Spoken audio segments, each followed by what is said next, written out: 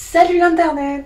J'espère que tu vas bien aujourd'hui. Je vais te parler du début, du commencement, de comment je suis devenue camgirl. Un peu mon parcours professionnel.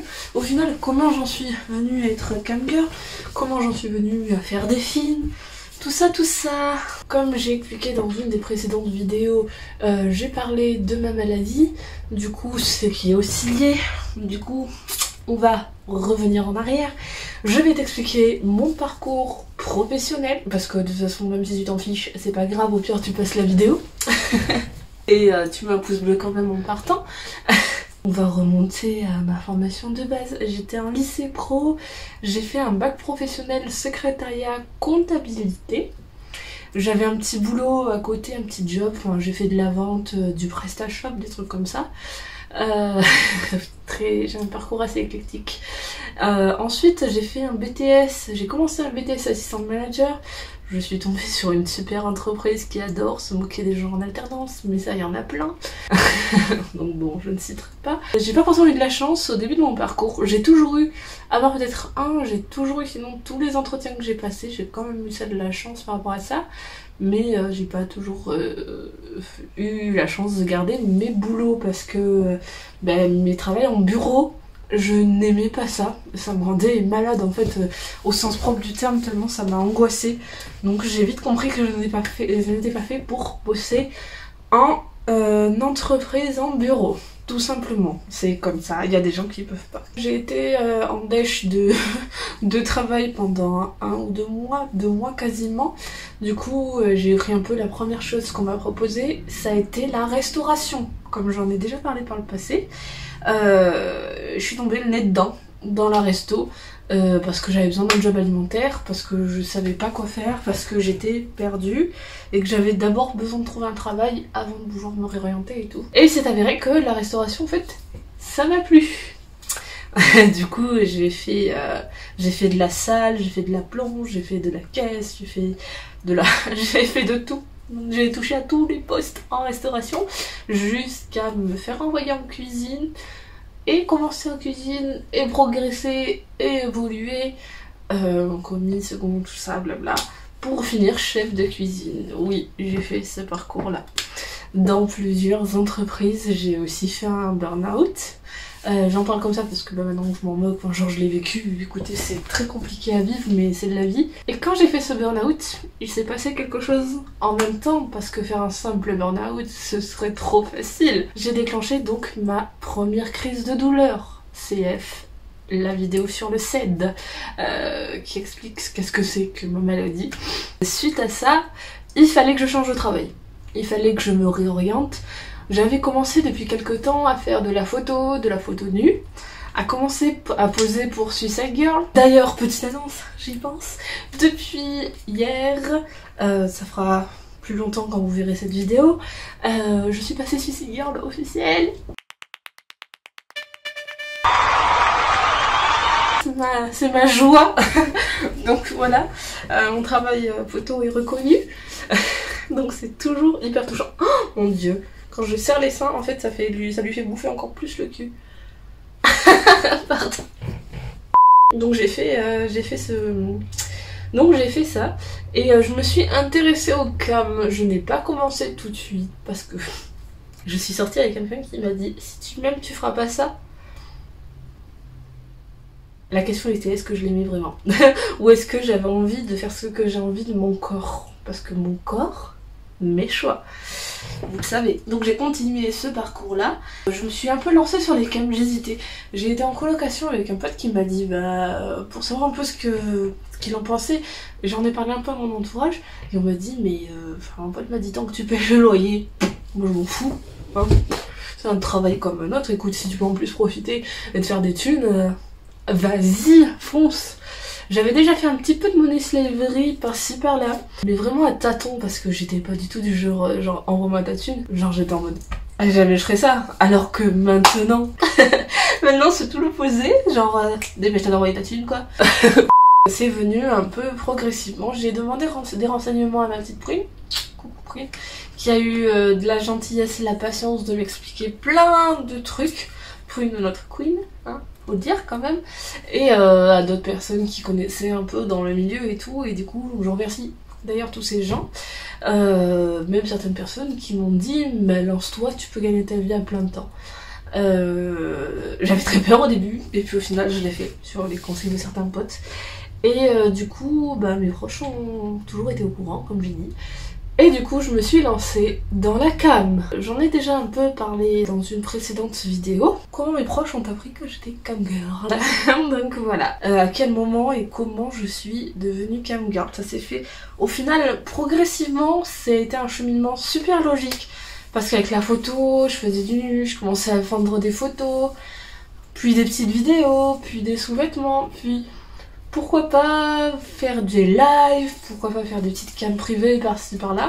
Je faisais ça parce que j'étais au chômage à un moment donné.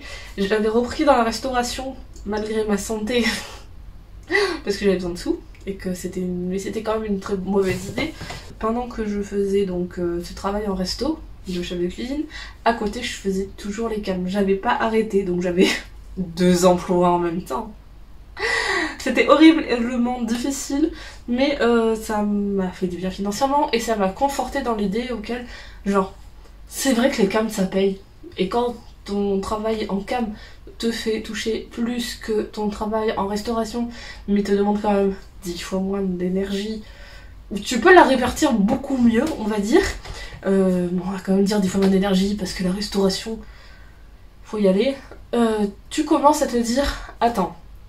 Est-ce que je ne me consacrerai pas à un de ces 2 boulots, notamment la cam, à plein temps, parce que ça me rapporte assez pour en vivre, ce qu'il faut, et ça me plaît. Et ça me plaît, je m'amuse, j'ai un contact humain, j'ai des échanges, je gagne ma vie avec. Pourquoi pas? Pourquoi pas se lancer? Pourquoi pas essayer, foncer, et voilà. Et puis si je me casse la gueule, ben merde. J'ai lâché mon ancien travail et j'ai lancé mon statut auto-entrepreneur. Parce que oui, il faut un statut auto-entrepreneur. Dans la foulée, donc c'était l'an dernier, j'ai fait quelques salons de l'érotisme auxquels j'ai fait... non, j'en ai fait qu'un je crois, pardon. Auxquels j'ai fait des striptease en cabine, enfin des shows cabines, des trucs comme ça. Et j'ai trouvé ça cool, mais sur un week-end c'était quand même très physique en fait. Ça a été trop physique, mais j'ai voulu essayer. Et sur place, j'ai rencontré d'autres acteurs, j'ai des prods qui m'ont capté, qui m'ont retrouvé sur les réseaux sociaux. Et c'est comme ça, donc par la suite, donc pareil, en enchaînant, je me suis retrouvée à faire des films. En fait, ça peut paraître bizarre, mais ça a été un chemin super logique au final. Vis-à-vis des films et des cams. Il y a un côté très complémentaire quelque part, parce que bah, les films, moi je compte pas faire carrière dans le porno, tout simplement. Je l'ai toujours dit aux prods avec qui je bossais, je l'ai toujours dit, j'ai pas fait du porno forcément pour la thune, hein, parce que vu ce qu'on est payé en France, voilà, je ne vous dirai pas les montants, mais c'est très bas, mais ça m'a permis de me faire quand même assez de notoriété au niveau de la cam. Et ça m'a fait un complément qui m'a permis de gagner ce que je gagne aujourd'hui, de pouvoir en vivre en fait tout simplement, de me pérenniser un petit peu plus, même si je gagne pas des 100 et des 1000, parce que je bosse pas autant que je pourrais bosser, autant qu'une personne en pleine santé qui fait des cams. Mais voilà, j'arrive à en vivre et ça fait toujours plaisir. Même si, comme dans les précédentes vidéos, je l'ai dit, il y a des hauts, il y a des bas, mais maintenant, là, la vie que je mène aujourd'hui, c'est une vie que j'ai choisie, c'est un travail que j'ai choisi, c'est quelque chose que je kiffe, en fait. Je pensais pas que je kifferais autant. J'adore voyager, je me permets d'aller à droite à gauche voir des collègues, souvent, un peu partout en France.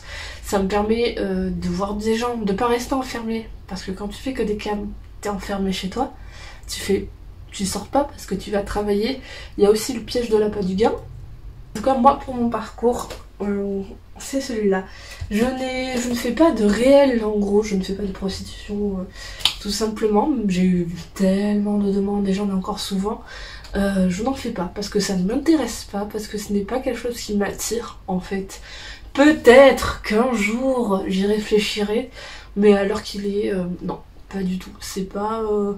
Moi, je préfère être dans le virtuel d'être avec des gens que je connais dans un cocon, dans un cadre sécurisé, entre guillemets. J'ai la barrière de l'écran, comme je l'appelle, et je suis bien, et je m'épanouis, et je fais ce que je veux, je fais la déco que je veux. Bon, là, j'avais fait une super déco, mais les chats se sont amusés à arracher mes guirlandes et compagnie. Je fais ce que je veux en fait et je suis hyper libre et je suis quelqu'un qui adore avoir mes libertés, donc du coup voilà, je m'éclate dans ce que je fais. C'est très épanouissant de faire le métier qu'on veut. Après, comme je l'ai déjà dit, c'est pas un métier fait pour tout le monde, c'est pas un métier sans conséquences. Je me retrouve souvent en soirée avec des gens qui, même quand il y a des inconnus, il y a toujours une ou deux personnes qui me connaissent et qui m'ont reconnu de mon travail en fait. Ça fait toujours un peu bizarre, c'est toujours un peu perturbant. Ou sinon, bon après j'ai des potes qui me vannent parce que quand je fais des vidéos avec certains potes et que c'est sur certaines plateformes et que ça fonctionne bien, on me dit ah oui je voulais me branler mais en fait j'ai vu une vidéo du coup je l'ai pas fait parce que j'ai fait oh putain tu me gâches mes branlettes. Mais sinon en général voilà, c'est quelque chose de très cool. C'est pas facile de passer son temps à se masturber, hein. Ça pourrait apparaître rigolo de se dire ah tiens je me touche et tout, mais je me limite le nombre de shows privés par jour. Quand je fais un show public, je fais un certain nombre d'heures, je fais 2 voire 3 heures maximum, je peux pas assumer plus, parce qu'il faut animer la salle, il faut être présent, et si tu tiens pas un minimum d'ambiance, bah les gens vont se faire chier. Faut que ça soit chaud, mais il faut que ce soit quand même agréable, que ce soit humain. Enfin moi j'aime beaucoup le côté, donner un côté humain, que il y a certaines camgirls, que je ne critique pas dessus du tout, hein, qui sont dans leur délire, les cuisses écartées un peu relevées, leur sextoy entre les jambes et qui cadrent que sur ça. Je préfère me montrer entière. Coucou, je suis une personne en fait, je suis pas juste un vagin ou un anus. Ça m'intéresse pas ça. Donc voilà, après il y en a qui veulent pas montrer leur visage, ça je peux comprendre pour tout ce qui est question d'anonymat, mais ça tient bien jamais longtemps. Vraiment, ça saute tout le tard. Internet est rempli de gens qui savent qui savent comment retrouver une personne, qui savent qui c'est. Il y a toujours quelqu'un dans tes proches, malheureusement, qui est assez vicieux pour trouver. Je l'ai vu et revu tellement de fois. Ne faites pas ce métier si on vous force, si c'est le fantasme d'un de vos partenaires. Jamais, jamais. Faites-le que parce que ça vous plaît et que vous en avez envie. Soyez libre de votre corps et de votre choix. Voilà, c'était la petite vidéo pour expliquer mon parcours, de comment je suis arrivée à faire des cams et à faire des films. J'espère que ça vous a plu. N'oubliez surtout pas une chose, que le consentement, c'est important.